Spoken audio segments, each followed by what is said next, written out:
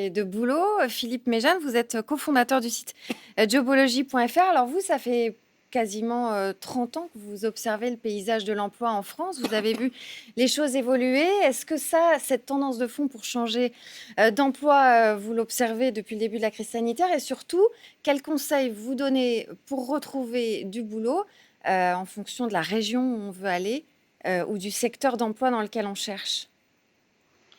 Bah, écoutez, oui, les régions qui recrutent le plus en 2021, c'est sans surprise, c'est l'Île-de-France. Bon, on peut quand même se mettre au vert, effectivement, à quelques encablures de Paris. Ouais. Vous avez également l'Auvergne-Rhône-Alpes, avec les pôles comme Chambéry, Grenoble, Lyon et Clermont-Ferrand. La Nouvelle-Aquitaine, sur cette région, on est quasiment en plein emploi dans cette région, avec Poitiers, La Rochelle, Bordeaux, Bayonne. Ensuite vient comme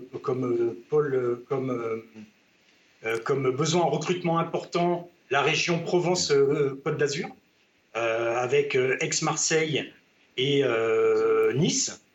Et enfin, l'Occitanie, donc c'est vraiment les régions du Sud, avec les sous-traitants aéronautiques, avec Toulouse et Montpellier. On constate également que les villes moyennes sont de plus en plus attractives. Elles permettent, comme disait la personne avant moi, une augmentation du pouvoir d'achat, une qualité de vie, il y a également des villes moyennes qui sont très attractives en termes d'emploi.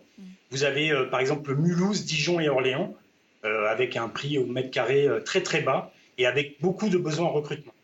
Alors ça, c'est pour les régions, les secteurs qui recrutent. Maintenant, si on a envie, comme on l'a vu dans le reportage sur le fromage, on a aperçu aussi, pendant que vous parliez, Philippe, les balais qu'on voulait vous montrer, Bruno, avec ce couple qui s'est reconverti dans la fabrication de balais et ça cartonne.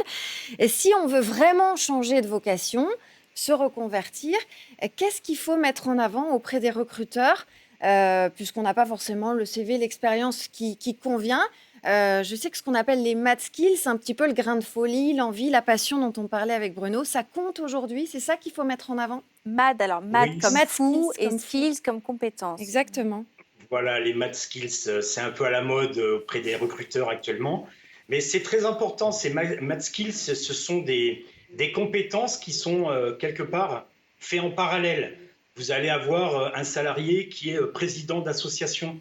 Vous allez avoir, je ne sais pas, dans un CV, quelqu'un qui, dans sa jeunesse, a réalisé des films, des projets. Eh bien, les recruteurs regardent de plus en plus ces math skills pour effectivement arriver à comprendre quel candidat on a en face de soi et si les valeurs de l'entreprise vont correspondre aux valeurs du candidat. Donc c'est un bon moyen de se vendre. Juste quand on Voilà, voit des gens qui changent de vie, est-ce que c'est souvent des gens un peu comme vous qui sont auto-entrepreneurs, qui créent leur profil, ou alors aussi des gens qui retournent dans le salariat mais dans un autre domaine? bah, écoutez, nous, ce qu'on constate, c'est que y a pas mal de CV où il y a pas mal de CV où il y a des ruptures, si vous voulez, de plus en plus sur l'évolution. Et ensuite, bah, les gens sont en recherche de, si vous voulez, de, de sens. Donc, effectivement, ces personnes peuvent se reconvertir très rapidement. Il y a d'ailleurs des dispositifs assez importants en France qui permettent Se former. de se former. Voilà.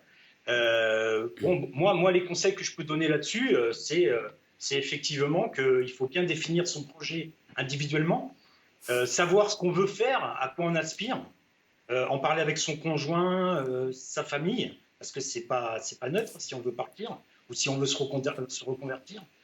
Il ne faut pas quitter son job sur un coup de tête, peut-être partir aussi avec quelques économies. Merci. Regardez les sites de formation comme l'AFPA ou l'AFTRAL pour le transport logistique, par exemple.